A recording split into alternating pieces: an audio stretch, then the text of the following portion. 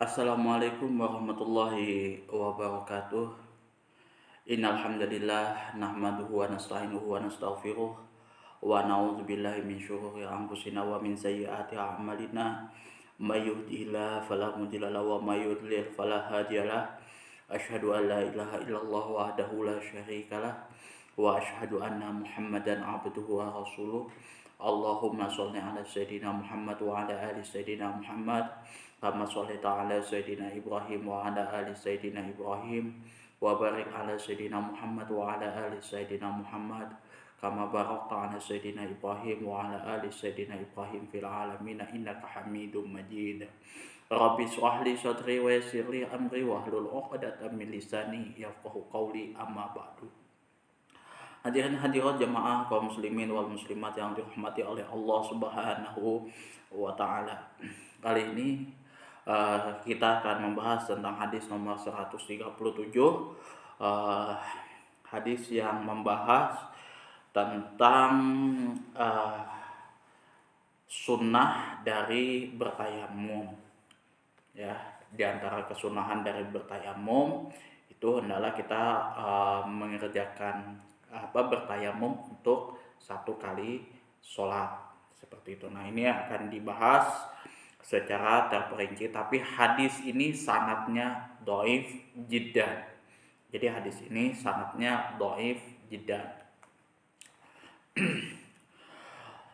Wa an Ibnu Abbasin radhiyallahu anhu wa an Ibnu Abbas radhiyallahu taala anhuma, dari Ibni Abbas radhiyallahu taala anhuma, semoga Allah radhiyallahu taala anhuma qala minas sunnati alla yusalliya rajulu bitayammumi illa sholatan wahidatan summa yatayammamu lis-sholatil ukhra, rawahu Daruqutni bi isnadin dhaifin jiddan. Wa Ibnu Abbasin, dari Ibnu Abbas radhiyallahu taala anhuma, semoga Allah meridhoi atas keduanya, yaitu Abdullah bin Abbas dan Abbas bin Abdul Muthalib, minas sunnati, yang termasuk dalam sunnah, alla yusolliya rajulu, hendaknya seorang laki-laki itu tidak mengerjakan sholat bitayamumi,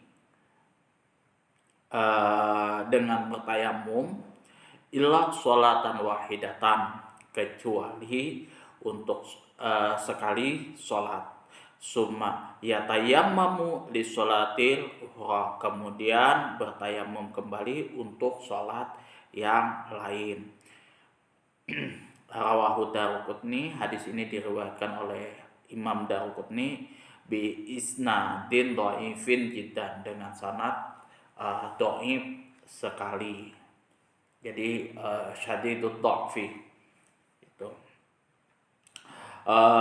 Ini pembahasannya ada di dalam kitab Fathul Qarib kalau nggak salah, yang kemarin juga kita bahas. Setelah itu juga ada di bab-bab sebelumnya, di hadis-hadis sebelumnya itu, ya kan. Tapi kalau tidak salah ini saya bahas secara terperinci di dalam kitab Fathul Qarib, ya kan. Itu kalau misalkan kita melakukan sholat itu, kita melakukan tayamum itu untuk sekali sholat.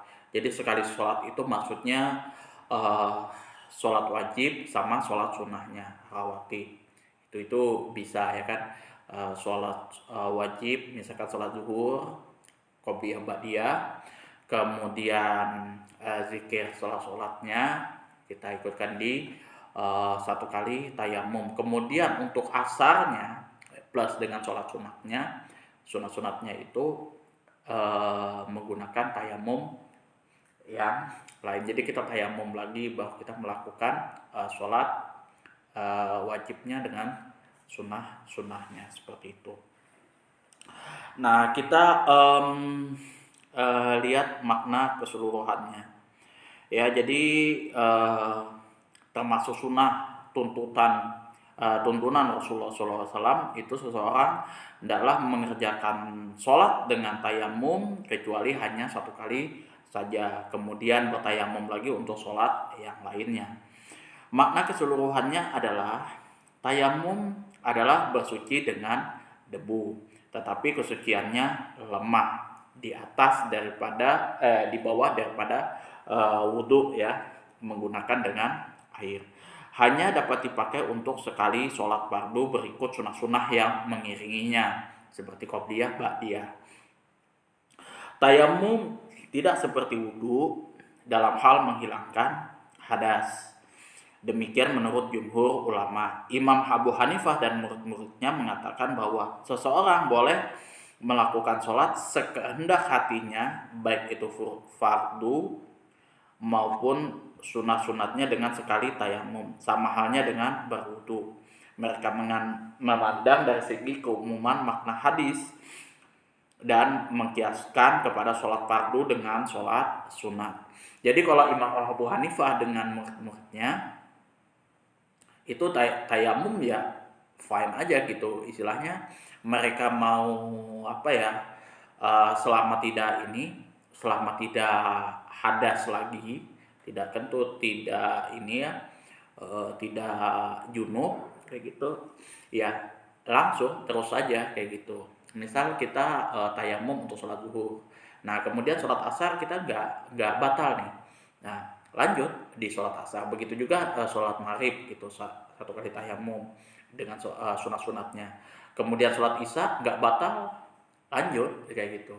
Nggak tayamum. Nah kalau jumhur ulama, jumhur ingat ya, jumhur beda dengan ijma. Kalau jumhur itu mayoritas ulama mengamalkan, tapi kalau ijma ulama itu sudah ketetapan ulama yang tidak bisa dibantah dan tidak boleh diingkar. Tidak ada berarti perbedaan pendapat. Contoh sholat 5 waktu itu wajib, itu ijma ulama. Kemudian rakaat-rakaatnya itu sholat zuhur 4 rakaat, sholat asar 4 rakaat, sholat maghrib 3 rakaat, sholat isya 4 rakaat, sholat subuh 2 rakaat, itu ijma.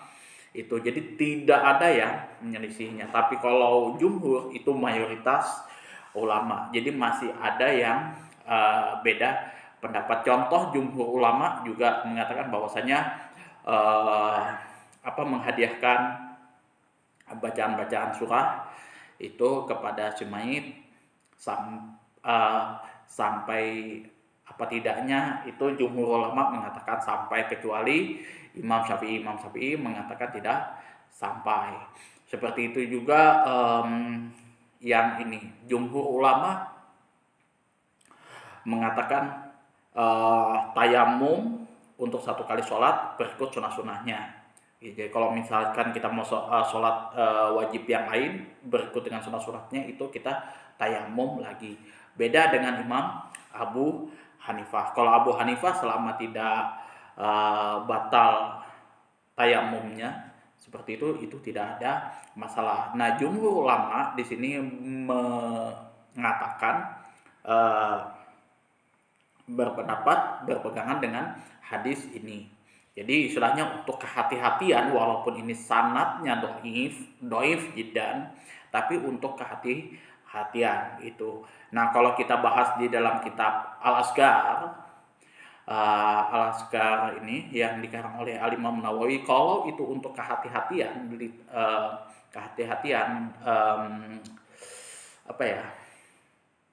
kalau bahasa Arabnya itu untuk jaga-jaga lah, seperti itu, yang nggak ada masalah sampai derajat hadisnya itu mauquf seperti itu. Kok mauquf sih, maudhu, palsu. Kalau palsu itu sudah nggak bisa ditolerir lagi. Itu tidak ada fadhil amal di dalam hadis maudhu. Itu kalau masih dia sanatun dhaif jiddan, syadidud dha'fi, itu tidak ada masalah. Ulama masih memberikan toleransi di situ, kelonggaran. Tapi kalau Imam Abu Hanifah, dia berpendapat tentang keumuman hukum tersebut. Jadi kalau misalkan di situ ya nggak najis, kita masih kita nggak berhadas dan lain sebagainya, itu tidak ada masalah, kita lanjut sholat dengan tayamum yang sudah dilakukan di sholat sebelumnya. Kemudian kalau kita lihat analisis lafadznya adalah minas sunnati, yang di sini adalah termasuk tuntunan Rasulullah SAW dan syariatnya. Perkataan minas sunnati ini menunjukkan bahwa hadis yang dimaksud berpredikat marfu seperti yang dijelaskan dalam pendahuluan. Itu jadi marfu ini langsung apa ya?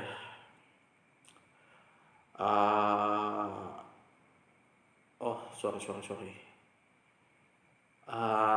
Marfu ini nanti saya coba jelaskan nanti di konten selanjutnya. Marfu itu apa, saya lupa. Itu nanti saya jelaskan dengan hadis munkar. Nanti saya jelaskan di konten selanjutnya di bab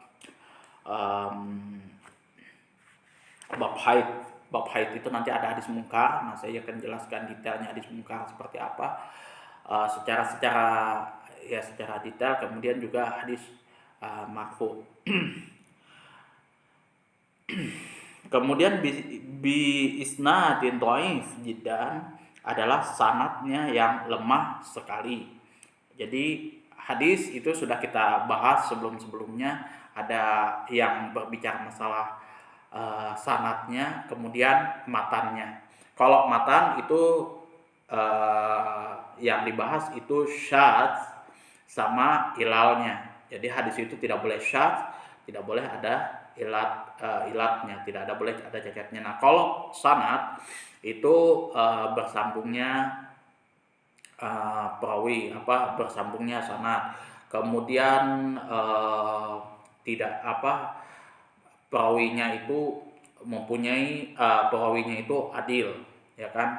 Dia tidak bermasalah dari sini dari segi perilakunya kayak gitu. Apakah dia menganut Syiah, Qadariyah dan lain sebagainya. Dia betul-betul murni menjaga akhlaknya seperti itu. Yang ketiga adalah kekuatan hafalannya. Nah, jadi kekuatan hafalannya itu ada yang A+ gitu, A biasa sampai yang B, C kayak gitu. Nah, kalau misalkan dia syadz ini, kalau dia sikoh ini yang A, ya, bertentangan dengan yang A+, sikoh, maka hadisnya yang ini dikatakan syadz. Tapi kalau ini sudah berpredikatnya nanti sebagai lemah, dhaif, nah itu predikatnya menjadi munkar, bukan syadz lagi tapi munkar. Jadi dia sudah lemah, bertentangan dengan yang lebih sikoh. Nah, itu jadi munkar. Kalau dia yang sikoh bertentangan dengan yang lebih sikoh lagi, yang lebih kuat lagi, maka itu jadi syadz. Jadi hadisnya tidak sahih. Nah, ini kalau misalkan dia dengan sanad yang dhaif, artinya syarat ketiga yang berkaitan dengan sanad ini itu sudah nggak mencukupi syarat. Nah, apa yang dimaksud di sini? Lafadz jiddan artinya terdapat, lafadznya tadi artinya adalah kasiron. Jadi ada banyak kesalahan. Ya, mungkin di sini kedudukannya sebagai sifat. Gitu. Jadi bisnadin dhaifin. Jadi di sini kedudukan dhaifin ini jadi naat. Itu. Man'utnya adalah isnad. Itu kalau kita berbicara ilmu nahwu jurumiyah. Kemudian dari maf'ul mutlak yang dibuang itu. Kemudian bentuk lengkapnya adalah dha'fan jiddan.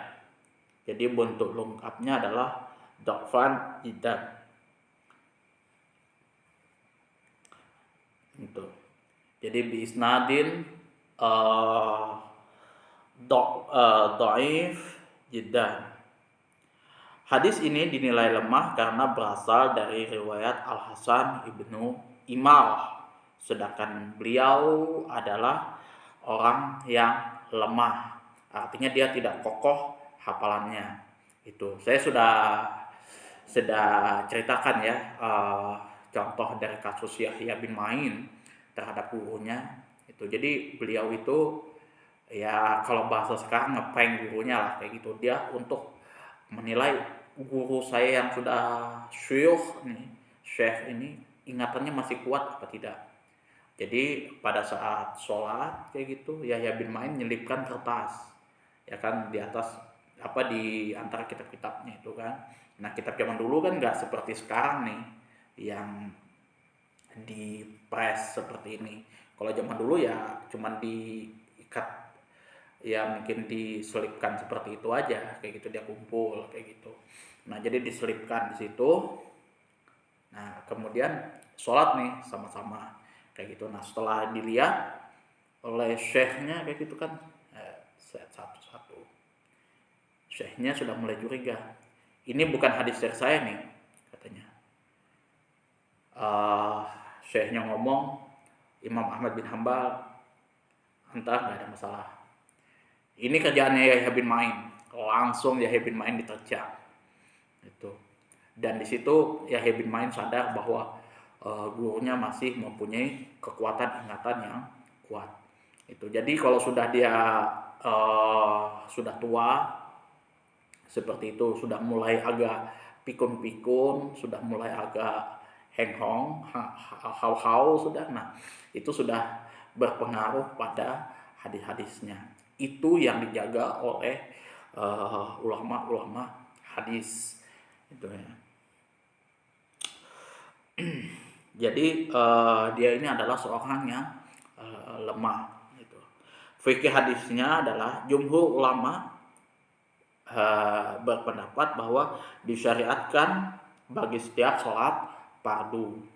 Jadi kita bertayamum itu disyariatkan untuk setiap sholat fardu, berikut tadi sunnahnya. Dalam masalah ini Imam Abu Hanifah berbeda pendapat dengan jumhur ulama. Jadi di sini ada pendapat mayoritas ulama, ada pendapat minoritas ulama. Nah teman-teman bisa pilih yang mana terserah itu kan. Itu jadi intinya jangan sampai saling salah menyalahkan. Nah biasanya juga nanti ada kajian akademisnya yang menguji misalkan kesohihan hadis, kemudian juga mana yang lebih kuat dan lain sebagainya. Setiap organisasi itu punya lembaga yang mengecek masalah hukum seperti ini. Kalau contoh Muhammadiyah itu ada kalau saya itu kalau nggak salah lembaga pentarjihnya itu, kalau tidak salah saya itu. Jadi dia nilai semua hadis-hadis yang ada di kitab mazhab mana yang lebih kuat. Nah itu yang mereka ikuti. Itu bukan untuk mempermudah istilahnya cuman untuk mencari yang ringan-ringan, yang gampang-gampang terus diambil kayak itu, mana yang gampang, mana enggak seperti itu. Mereka lihat yang mana yang lebih kuat, terutama kalau masalah ini itu ustadz-ustadz yang kompeten di dalam bidangnya. Kalau misalkan masalah hadis ya, kekuatan masalah hadis dan lain sebagainya, itu ustadz-ustadz yang pakar di bidang hadis. Ada hadis yang mukhtalif, yang saling bertentangan, itu sebentar aja kalau orang hadis menyelesaikannya.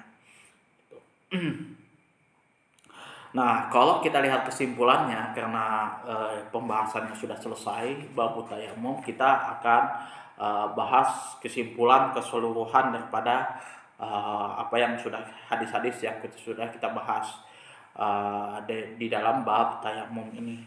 Yang pertama, ini kesimpulannya adalah Rasulullah SAW dan umatnya mempunyai beberapa keistimewaan yang tidak ada pada seorang pun di kalangan Nabi dan Rasul sebelumnya, yaitu Allah mengutus Rasulullah SAW untuk umat seluruh manusia. Nah, kalau zaman dulu cuman hanya untuk kaum-kaumnya saja, untuk Bani Israel, untuk Bani apa dan lain sebagainya itu kan. Kalau Rasulullah SAW seluruhnya. Allah Subhanahu wa taala memberikan syafaatul uzma untuk melegakan umat manusia dari kengerian hari kiamat. Nah, jadi kalau kiamat itu ngeri, kita ya itu ada syafaat lah di situ. Nah, makanya kita senantiasa berlomba-lomba untuk berbuat baik seperti itu. Wa milus sholihah. Jadi ya seperti halnya bulan Ramadan kemarin sampai seterusnya itu sudah menjadi acuan barometer kita untuk hijrah, ya, berbenah diri untuk mendapatkan syafaatul usma, yang mana itu bisa melegakan kita di hari kiamat. Nggak usah tengok kiri kanan kayak gitu. Kita perhatikan kepribadian kita, kita perhatikan keluarga kita. Kalau misalkan itu kita mau tegur, silahkan kita mau tegur kayak gitu kan, dengan bahasa-bahasa yang sopan. Tidak boleh kita langsung kita hajar orangnya, kita bully, kita rendahkan harkat martabatnya, itu nggak boleh dengan alasan apapun, itu nggak dianjurkan. Kemudian di sini juga Allah menolongnya dengan rasa gentar untuk mencekam hati musuh-musuhnya, dan Allah memperbolehkan ghanimah bagi bagi Nabi Muhammad SAW dan umatnya, serta boleh melakukan sholat dimanapun di bumi ini tanpa ada ketentuan tempat yang khusus. Nah, ini juga yang menjadi problem juga, kesalahpahaman, ya klasik ya, kesalahpahaman klasik bahwasanya Rasulullah itu yang memperlakukan perbudakan, kemudian rampasan perang itu kan. Rasulullah itu mengedepankan agama dengan berperang, kemudian yang menghalalkan poligami dan lain sebagainya. Mungkin kita perlu jawab di sini. Poligami, kemudian perbudakan, rampasan perang dan lain sebagainya itu sudah ada di zamannya. Jadi sudah ada di zaman sebelum Rasulullah Shallallahu Alaihi Wasallam. Kalau perbudakan itu misal suatu daerah diserang oleh Romawi contohnya kayak gitu, kalah, ya sudah, semua yang kalah jadi budak itu dan perlakuannya pun buruk. Kita tonton yang film Gladiator, Pompai dan lain sebagainya. Itu salah satu contoh kondisi-kondisi buruk suatu daerah atau suatu negara yang sudah ditaklukkan oleh Romawi. Otomatis sudah menjadi budak kalau di dalam tradisi mereka. Jangan berharap kesetaraan apapun di situ. Kalau mungkin buruh ya masih bisa demo, ya kan, masih bisa menuntut hak yang ini dan itu. Kalau budak tidak ada cerita di situ. Bahkan ketika Rasulullah SAW itu hadir dengan agama Islamnya, yang menjadi ikon salah satu besar mantan budak itu adalah Bilal bin Rabah. Itu salah satu keistimewaan dari agama Islam itu. Agama Islam yang mengatur, yang kemudian ketika agama Islam itu hadir, dialah yang mengatur aturan mainnya di situ, yang memberlakukan aturan mainnya. Kalau perbudakan, aturan mainnya seperti ini. Kalau misalkan poligami di zaman dulu, para raja itu punya istri banyak, selir banyak dan lain sebagainya, aturan mainnya seperti ini dicontohkan oleh Rasulullah SAW. Kemudian kalau potong tangan. Nah, potong tangan itu pun juga ada di masa tradisi jahiliyah waktu itu, potong tangan, rajam dan lain sebagainya. Dan itu diakui oleh Allah Subhanahu wa taala melalui nabinya, diatur dengan aturan main yang betul-betul ketat seperti itu.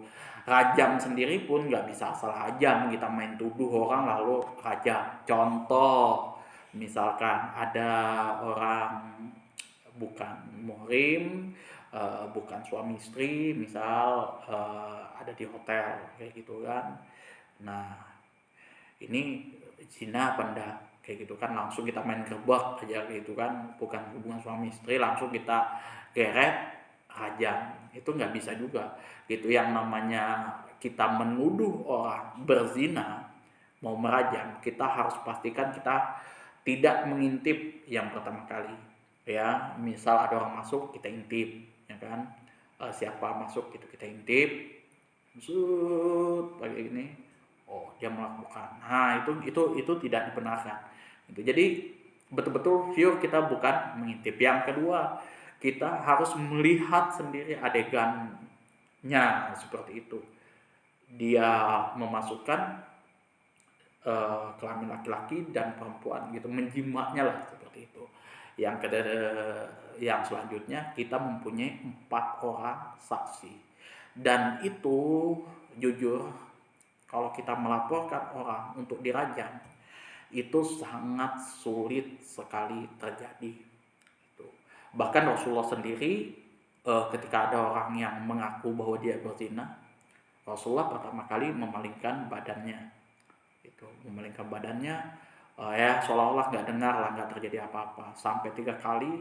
Nah, baru Rasulullah menanyakan, apa yang kamu lakukan kayak gitu. Mungkin kamu cuman cium-ciuman aja, paling cuman raba-raba aja. Enggak ya Rasulullah, saya betul ini menjimaknya kayak gitu. Ya akhirnya dia dirajam itu.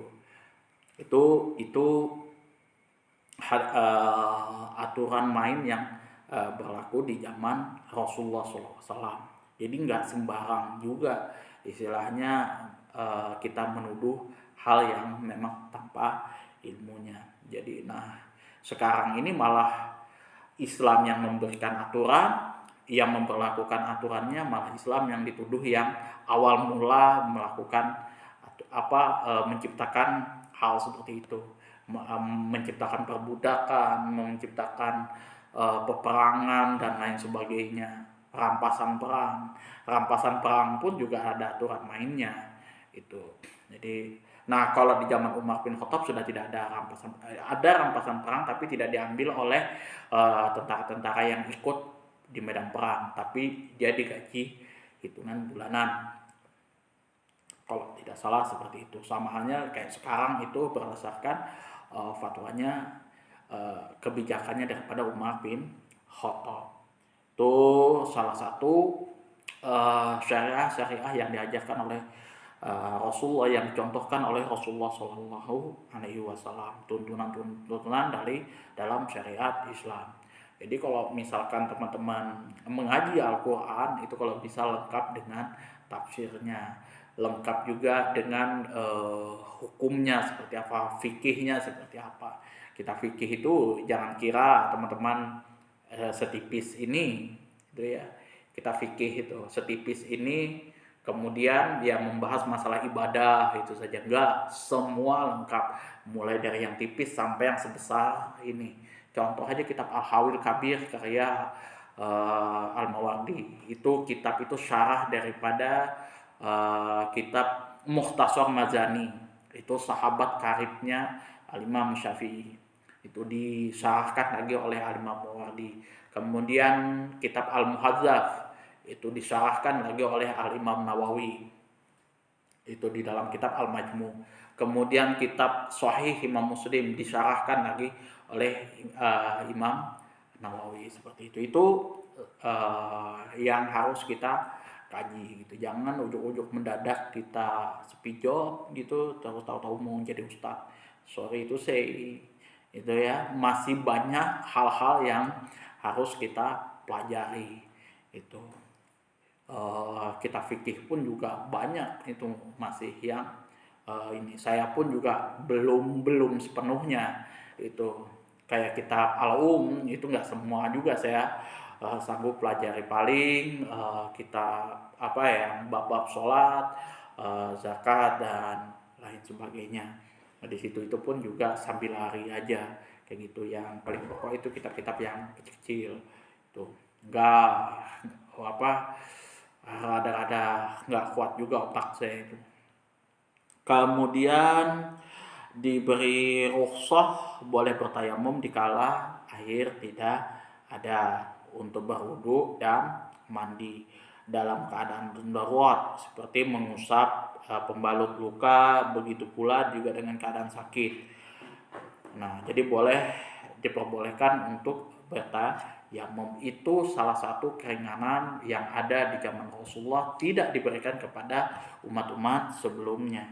Penjelasan mengenai tata cara tayamum satu kali saja hanya untuk satu kali fardu, tetapi boleh dipakai untuk melakukan beberapa macam atau beberapa kali sholat sunat menurut kehendak kita itu. Jadi misalkan sholat qobliyah ba'diyah kemudian zikir, nah ikut kepada satu kali tayamum di sholat zuhurnya. Jadi sholat zuhur kita tayamum, kemudian sholat qobliyah ba'diyah, kemudian zikir di situ, baca Quran di situ, tuh bisa. Kemudian sholat asar kita tayamum lagi. Dan di sini juga kita sudah bahas tentang perbedaan-perbedaan mazhab secara secara singkat seperti itu kan. Kita sudah tahu perbedaan antara Imam Syafi'i, Imam Malik, Imam Ahmad bin Hambal dan Imam Abu Hanifah dengan beberapa mazhab-mazhab yang lain. Tapi di sini yang dibahas cuma 4 imam yang dibahas. Beda nanti kalau misalkan teman-teman belajar nanti kitab kitab Bidayatul Mujtahid wa Nihayatul Muqtasid. Di situ ada Lais bin Sa'ad, di situ ada juga mazhab Zuhairiyah. Ada apa lagi? Lais bin Sa'ad. Pokoknya ada banyak di situ perbedaan-perbedaan mazhab. Di situ. Jadi mazhab yang muktabar, yang masyhur itu ada 4, tapi ada banyak lagi di situ. Bahkan seperti fatwanya Aisyah itu juga ada. Nah, jadi ya perbedaan-perbedaan itu ya bukan hal yang tabu, bukan hal yang sensitif untuk kita bicarakan seperti itu. Siapapun teman-teman yang membuat konten, silahkan berbicara masalah agama semampu yang teman-teman buat seperti itu. Kalau bisa ya utuh seperti itu, ya sekedar yang teman-teman tahu. Kayak contoh ada teman saya Kiai Aswad itu kalau tidak salah itu membuat kajian hadis arba'in. Hadis arba'in itu ya jujur aja bolak-balik juga saya baca. Kemudian Riyadhus Shalihin juga bolak-balik saya baca. Tapi dengan kita belajar dengan guru-guru yang lain, kita punya wawasan yang lain juga. Kitab Bulughul Maram saya juga hatam mempelajari kitab Bulughul Maram, tapi dengan kita belajar dengan ustadz yang lain, dengan baik itu yang masih level rendah sampai yang paling atas, itu kita mempunyai wawasan dan manfaat yang beda pula itu. Jadi jangan sampai lah teman-teman terlalu rigid lah kan, ini Ustadz Wahabi ini NU ini apa segala macam, tidak usah seperti itu. Semua ustadz beda-beda cara mengajarnya, beda-beda pola pikirnya dan sebagainya. Dan itu teman-teman bisa mengambil manfaat di situ. Apabila ada yang salah, yang kurang, teman-teman bisa buang. Kalau misalkan ada manfaatnya, teman-teman bisa ambil. Itu tradisi ulama Ahlussunnah zaman dulu. Kalau misalkan salah, katakan salah seperti itu, tegur, koreksi seperti itu. Tapi ya juga teman-teman punya dalil yang komplit juga seperti itu, punya rujukan-rujukan yang bisa dipertanggungjawabkan, jangan cuman asal mencaci maki saja seperti itu nggak boleh, itu nggak fair di situ. Jadi kalau teman-teman ada yang salah gitu, mendengar ada salah yang baca kitab, pusatnya gitu, santai aja dulu, dengarkan baik-baik, relax dulu kan, baru sampean teman-teman tegur gitu sesuai dengan ya kesalahan yang dia lakukan. Jangan sampai macam-macam lagi, sampai merendahkan harkat martabat, itu nggak boleh. Itu saja saran dari saja gitu kan, yang selalu saya tekankan ke teman-teman, ke subscriber saya, ke view saya kayak gitu kan. Adab-adab yang mesti harus dijaga itu, karena jujur saja ini yang berkali-kali saya ulang, yang mudah-mudahan bisa melekat di hati teman-teman dan bisa menjadikan pelajaran yang bermanfaat untuk teman-teman semuanya. Apabila ada salah dan kehilafan dalam saya membaca kitab, saya mohon koreksinya. Itu juga saya kombinasikan dengan kitab gundulnya, dengan kitab yang versi Arab dengan terjemahannya, supaya teman-teman juga bisa menelaah memahami lebih enak, lebih santuy seperti itu. Dan ini juga bukan perkara yang mudah untuk saya memilih konten yang seperti ini. Akhirul kalam, wabillahi taufiq wal hidayah. Assalamualaikum warahmatullahi wabarakatuh.